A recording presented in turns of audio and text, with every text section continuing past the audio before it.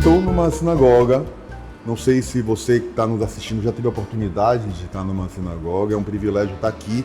E eu converso hoje no programa Sobretudo com o Dr. Rogério Palmeira, que é presidente da Sociedade Israelita da Bahia, para tentar trazer um pouco de informação sobre o que é a religião, como a religião foi formada, como ela é vista hoje no mundo atual e o impacto que a gente tem isso sobre a sociedade de um modo geral, até porque o judaísmo é uma religião milenar, fundamentada na ética, e que consta a Torá, que é o livro sagrado, que é a Bíblia para os católicos. Me corrija se eu falar alguma coisa que não é o correto, até para que a gente possa levar informação para as pessoas, e que é a origem dos códigos e das doutrinas do Ocidente.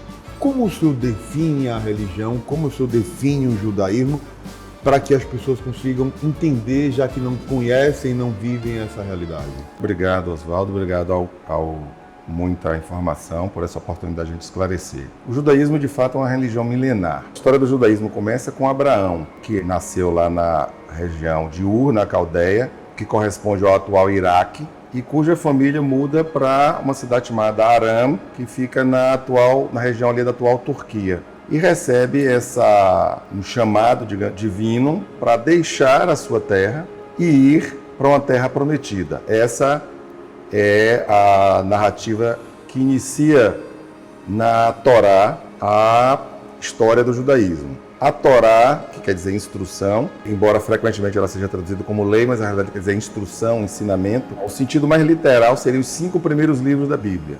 É o cerne, o coração do judaísmo. Difícil fazer comparativo, apontar similaridades e diferenças muito grandes entre o cristianismo, por exemplo, e o judaísmo? Uma pergunta muito boa. O judaísmo é a religião monoteísta mais antiga. A gente começou com Abraão. O mundo, nesta época, era um mundo predominantemente politeísta. E Abraão conta, por exemplo, no Midrash. Midrash são histórias que estão no Talmud. São histórias que não estão na Bíblia e que muitas vezes complementam o texto bíblico. Conta-se que Abraão, criança, ele começou a se questionar. Tá o sol, a chuva vem, então o Deus da chuva é mais forte que o do sol. Mas de repente anoitece, então o Deus da lua é mais forte do que o da chuva e do sol. De repente amanhece de novo. Então essa tensão, ele conseguiu perceber que existia algo além do mundo natural. E assim começou o monoteísmo, né? O monoteísmo que se desenvolveu de Abraão, o seu filho Isaac, depois o filho de Israel. Com Israel, o povo deixa de ser uma família para ser um clã. E aí a expressão filhos de Israel, que depois é incorporada a toda a noção de povo. E organização de uma legislação e de códigos de leis de uma religião, a gente tem a noção de judaísmo. Então, o judaísmo é uma religião abraâmica, como posteriormente a gente vem ter como Jesus, como elemento fundador do cristianismo. E os primeiros cristãos, na realidade, eram uma seita do judaísmo. Mas o que difere, por exemplo, é que a partir da experiência de São Paulo, ele considera que a salvação vem pela fé. Enquanto no judaísmo a gente acredita muito mais na questão das ações. Ou seja, não basta eu ter fé, eu tenho que ter ações. Por isso o judaísmo é uma religião baseada em mandamentos, que a gente chama em hebraico de mitzvot. Então essa é uma diferença muito grande, porque a teologia de São Paulo coloca muito essa ênfase na fé. E a teologia judaica coloca a ênfase muito mais na ação.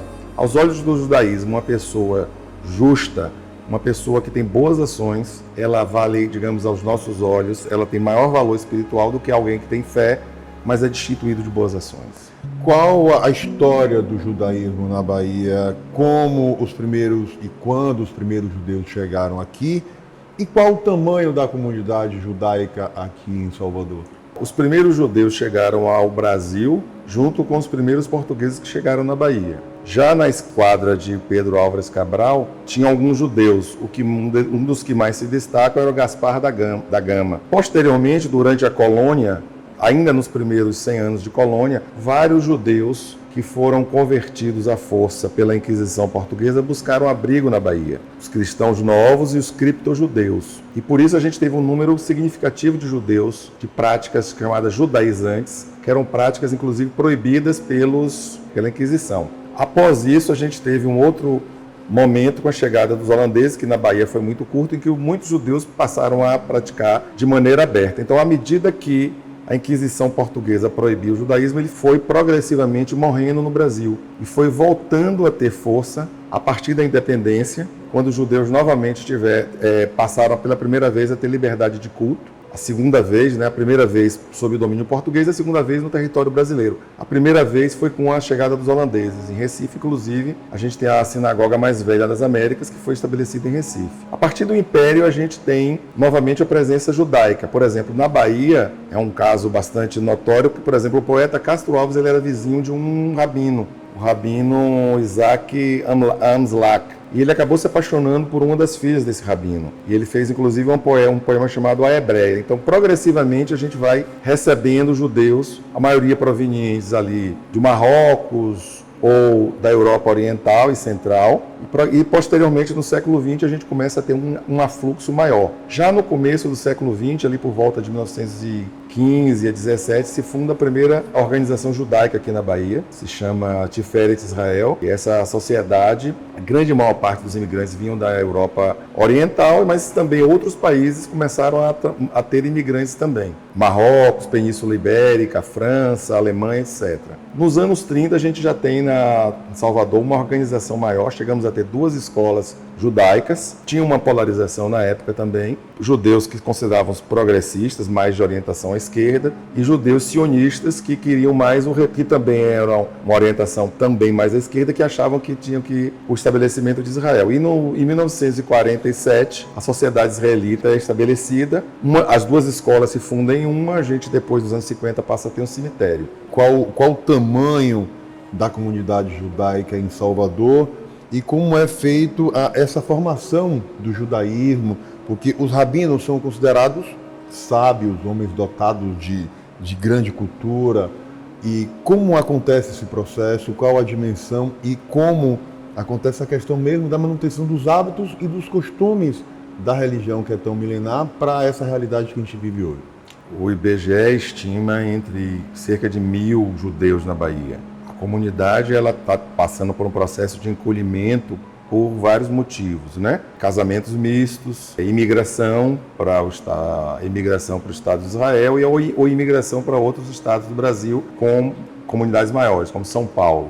A comunidade ligada ao núcleo da sociedade israelita, a gente estima em torno de 350 a 400 pessoas que estão aí ligados à comunidade direto ou indiretamente. Até os anos 1978, a gente tinha uma escola israelita. Isso facilitava muito a manutenção de todo esse núcleo cultural, social e religioso. A partir do fechamento da escola israelita, a gente passa a enfrentar mais desafios ainda que os judeus da diáspora enfrentam, que é a manutenção da sua identidade. A manutenção da identidade judaica na diáspora ela é um desafio muito grande, porque a gente vive uma sociedade extremamente secularizada.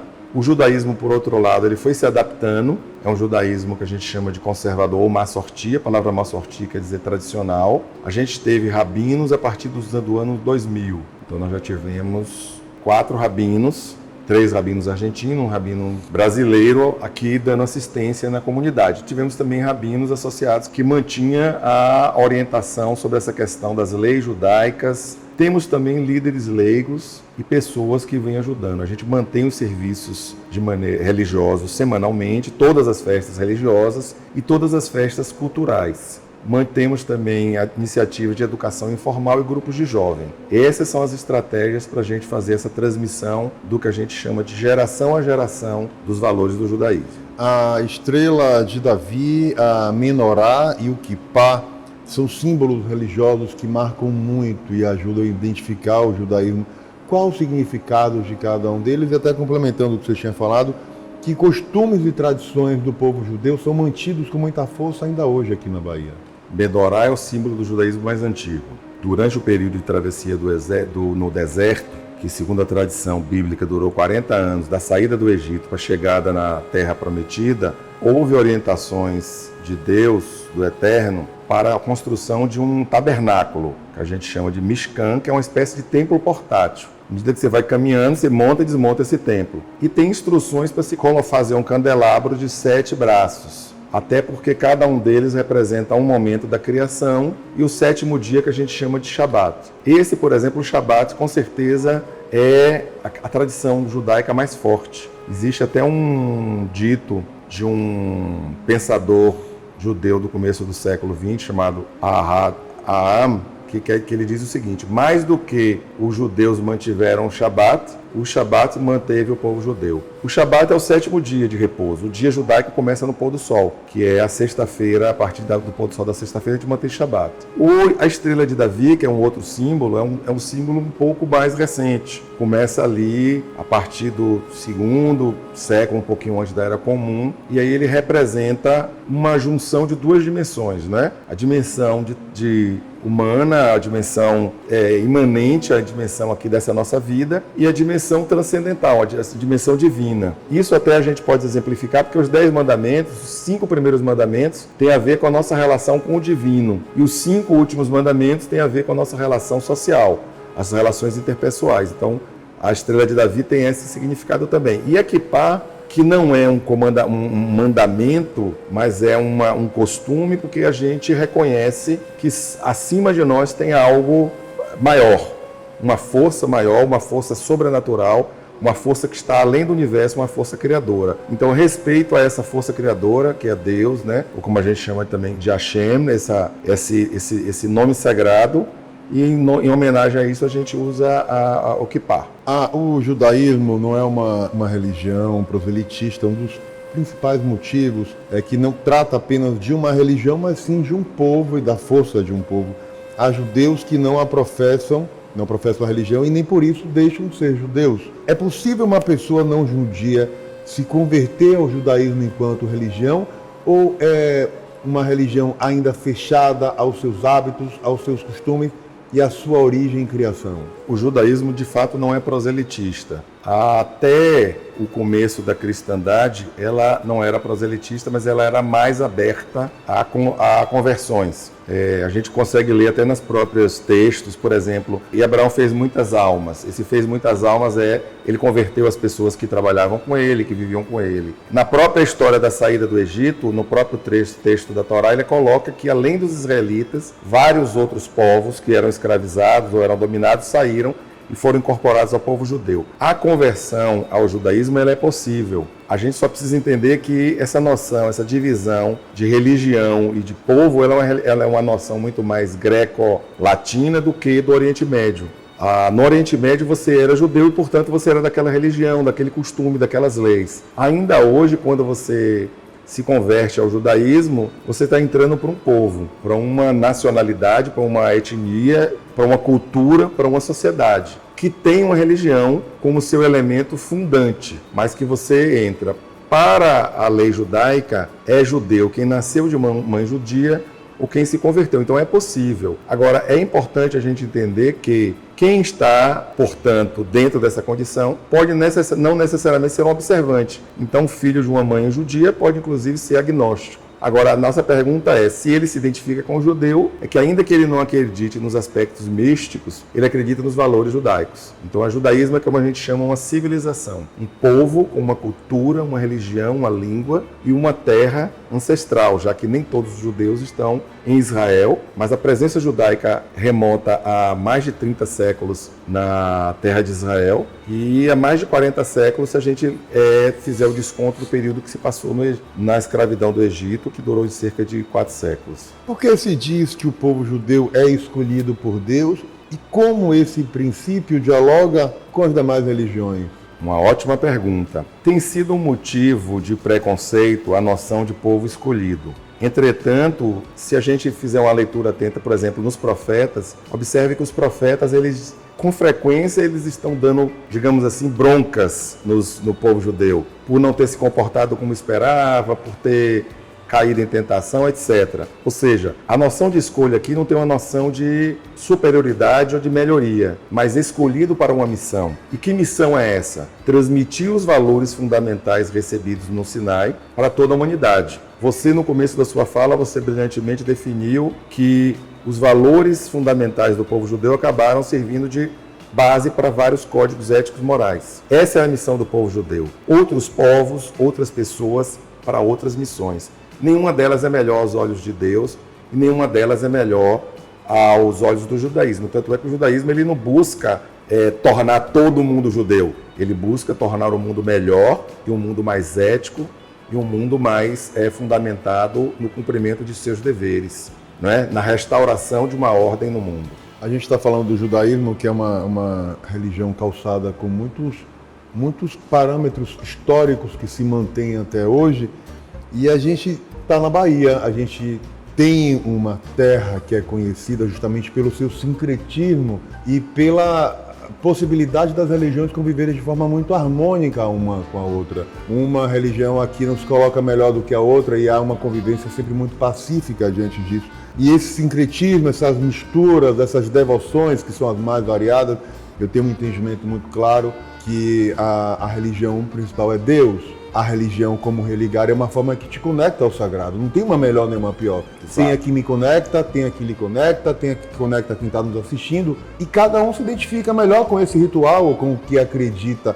Mas a gente vive ainda muitos problemas de intolerância religiosa. Aqui na Bahia e em todas as partes do mundo. Credos de matriz africana já foram perseguidos, assim como os judeus já foram perseguidos ao longo do tempo. Como o judaísmo vê essa força espiritual dos baianos e essa possibilidade do sincretismo de abraçar e de conviver harmonicamente, apesar de tanta intolerância? Eu acho que a primeira característica é que nós somos muito bem acolhidos pelo povo baiano. Fomos acolhidos muito bem durante o período colonial, apesar das perseguições das autoridades, até desaparecermos. Depois, no século XIX, já temos registros de judeus da Bahia, mostrando que o povo baiano realmente tem essa característica do sincretismo, de abraçar as outras fés e respeitar. Temos uma relação muito boa, participamos do diálogo interreligioso, participamos de diversos eventos. Os judeus ao redor do mundo têm sempre se caracterizado por estarem sempre entre os primeiros a abraçar as causas sociais, as causas de resistência ao racismo, por exemplo, porque somos vítimas do racismo de maneira bastante antiga.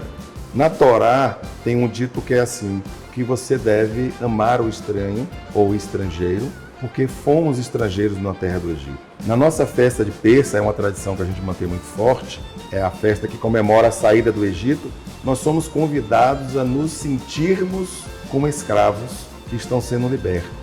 Durante o período em que os israelitas estavam no deserto, tem uma passagem em que um rei de um dos povos que estava no deserto, pretende, os amalequitas, eles querem destruir os israelitas. E na descrição, o rei chama um dos seus sacerdotes. E esse sacerdote, ele usa o nome do Eterno. E, inclusive, ele tem visões do Eterno. E hoje, toda vez que a gente chega na sinagoga, a gente faz uma reza chamada Matovu, que é uma reza em que foi a bênção que esse sacerdote não israelita fez. Ou seja, o israelita, a religião judaica, reconhece que outras pessoas podem ter acesso ao sagrado. Nós nunca declaramos que somos o caminho exclusivo para o sagrado. E por isso não somos proselitistas. Justamente porque a gente não tem esse sentimento de que somos proselitistas. O judaísmo é o caminho dos judeus para o sagrado. A gente tem essa noção do monoteísmo ético. Nós convivemos com todas as religiões e justamente por esses fatores aqui, por sermos estrangeiros no Egito, por termos sido escravos, por convivermos bem na Bahia, que nos abraçou, nós abraçamos bem todas as pessoas de outras religiões. E participamos ativamente em todo esse diálogo para acabar com a intolerância. A gente está vivendo agora a Páscoa judaica, que é diferente da Páscoa cristã. Qual a importância desse período para a comunidade e que diferenças são essas que acontecem para a Páscoa cristã? O Pêssar, que é esse período comparado com a Páscoa, ele comemora a libertação dos israelitas do jugo egípcio. E isso se deu através de uma série de eventos sobrenaturais na história, na tradição judaica. E nós comemoramos isso com uma série de regras alimentares, mas tem dois eventos marcantes, que são os dois jantares que a gente chama de Seder. Seder quer dizer ordem, que a gente comemora na primeira e na segunda noite desse período de Pêssar. E no Seder a gente relembra a história do Egito, da saída do Egito, e tem alguns pontos de destaque. Primeiro é esse: você tem que se sentir como um escravo. Então a gente é convidado a assumir o papel do oprimido, do que precisa se libertar. Depois a gente é convidado a convidar todos os que têm fome para se juntar na nossa mesa. E é uma comemoração que tem milênios. Isso faz com que a gente seja obrigado a repensar na justiça social. Depois a gente é obrigado a se lembrar que fomos estrangeiros. Isso nos faz um convite de reflexão a sermos tolerantes com o estrangeiro, com o diferente, com o estranho, com aquele que é diferente da gente. Depois a gente é obrigado a relembrar isso para as crianças. Isso ajuda a gente a manter a tradição. E depois a gente é convidado a abrir a porta para o profeta Elias, que a gente chama em hebraico Eliarro. Quando você abre a porta para o profeta Elias, é porque você está esperando que ele entre e que simbolicamente ele anuncie a chegada do Messias. Para o cristianismo é interessante porque a Santa Ceia do cristianismo é um Seder de Pêssar. Veja que Jesus pega esse pão e parte para todos e pega o vinho e parte. Então, o próprio cristianismo, ele marca na sua história a realização de uma comemoração da Páscoa cristã, mas que a gente chama para Jesus, que viveu como um judeu observante. Ele está ali marcando uma cerimônia de Pêssar. Ele está marcando e ressignificando para os cristãos essa cerimônia. Então, a gente tem pontos de diálogo, que é esse ponto aqui, que as duas festas têm esse ceder no seu cerne, mas que naturalmente passa despercebido, né? Mas cujo significado é liberdade, acho que para as duas culturas. A gente não pode terminar esse papo falando de religião, mas também sem trazer um assunto que a gente até já conversou no portal Muita Informação, sobre a questão das guerras em nome de Deus, em nome da religião. Como explicar para quem não vive essa realidade, para quem não conhece com profundidade a história, as guerras que a gente tem hoje, a guerra que está acontecendo nesse momento no Oriente Médio, e como colocar um olhar de paz para o que está acontecendo, já que a gente vive num país pacifista e de tanto sincretismo, onde as religiões convivem de forma harmônica. Como explicar isso de forma sucinta? Eu sei que é um assunto muito denso, muito extenso, mas que é para que as pessoas possam entender minimamente esse conflito que existe hoje no Oriente Médio, mas que tem impacto sobre todo mundo. Eu agradeço até pela excelente oportunidade. Mesmo um período curto, a gente tem alguns pontos que a gente pode usar como marcadores. Os judeus sempre viveram no Oriente Médio.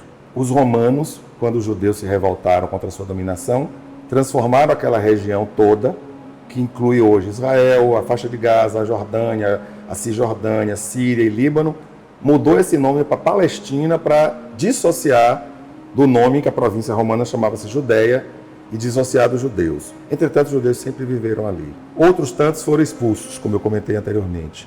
A partir do século XIX, houve movimentos nacionalistas em toda a Europa.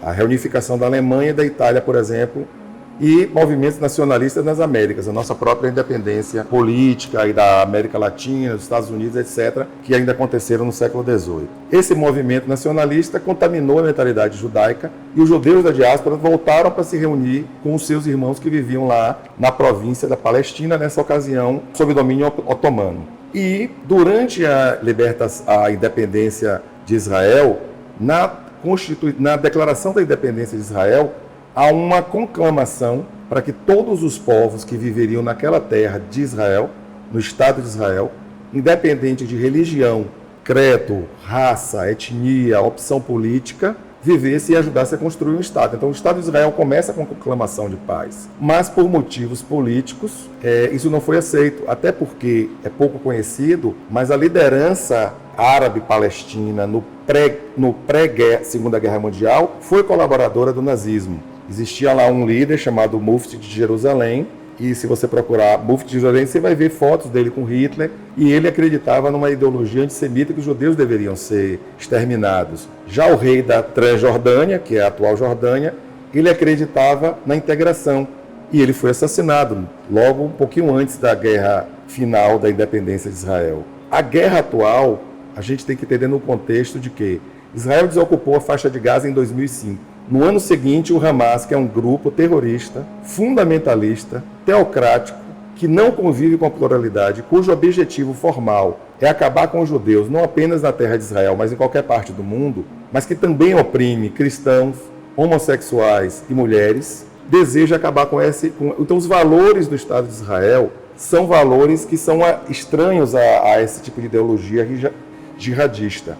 Em Israel, nós temos mais de 2,5 milhões de árabes, a grande maior parte é muçulmano, mas temos também árabes cristãos. Essas pessoas podem praticar sua religião em Israel, são integrados a exército, poder judiciário, têm direito a voto, tem partido árabe, temos até juízes árabes na Suprema Corte. Então a integração, em nome da paz, ela deve fazer quando os valores são de paz. Os representantes legítimos da causa palestina não é o Hamas, não são os membros do Hamas, são os líderes da autoridade palestina. Isso foi estabelecido no Acordo de Oslo, sob aceitação de toda a comunidade internacional. O Hamas exterminou a autoridade palestina da faixa de Gaza e perpetrou, desde sua ascensão, um regime constante de ataques. Assim como o Hezbollah, um grupo fundamentalista situado ao sul do Líbano, que ataca há mais de 30 anos permanentemente Israel. Isso acontece por quê? Porque o regime do Irã, que também não é um regime democrático, não é um regime que aceita, por exemplo, as mulheres. A gente está observando aí na mídia, há mais de 2 anos, mulheres sendo assassinadas. Essa semana foi anunciado a morte de um ativista pela liberdade no Irã. A população religiosa Bahá'í, ela é uma religião persa, mas com a sede desde o século XIX é no Irã, justamente porque sofre perseguições de fundamentalistas. Então, assim, sempre que há um regime em que a religião se transforma em fanatismo, não vai haver paz. O caminho que o judaísmo promove é o caminho do seguimento a regras, inclusive de convivência.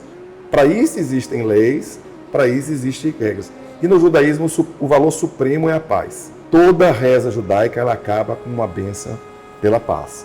Então a gente acredita que se a gente deixar de apoiar regimes totalitários e fundamentalistas e apoiar regimes democráticos, onde pode haver diversidade, poderemos alcançar a paz. Que a gente possa aproveitar esse final do programa para pedir paz, independente da religião, da fé que cada um professe, que a gente volte a ter paz no mundo e paz no interior de cada uma das pessoas, independente de qual seja a fé que ela se apega. Com certeza, por isso eu queria fazer uma bênção judaica. Você Shalom Biromá, veio você Shalom Aleinu, veio a Kol Israel, veio o Shetevel, veio um Amém. Que possa, aquele que faz a paz nas alturas, possa fazer paz sobre o povo de Israel, sobre toda a humanidade e que possamos dizer Amém. Quero aproveitar, doutor Rogério, para agradecer a presença do senhor ao papo e a participação no nosso programa, para que a gente possa levar realmente informação, para que as pessoas, com base na informação, possam construir e fortalecer cada uma a sua fé e conviver harmonicamente, que é o que todos nós precisamos. Eu agradeço e parabenizo muita informação, como sempre, tem trazido questões muito pertinentes e que ajuda a combater uma das grandes pragas do mundo contemporâneo, que são as ondas de desinformação, de difamação, conhecidas pelo nome de fake news. Eu que agradeço a oportunidade e desejo a paz a todos nós. Obrigado.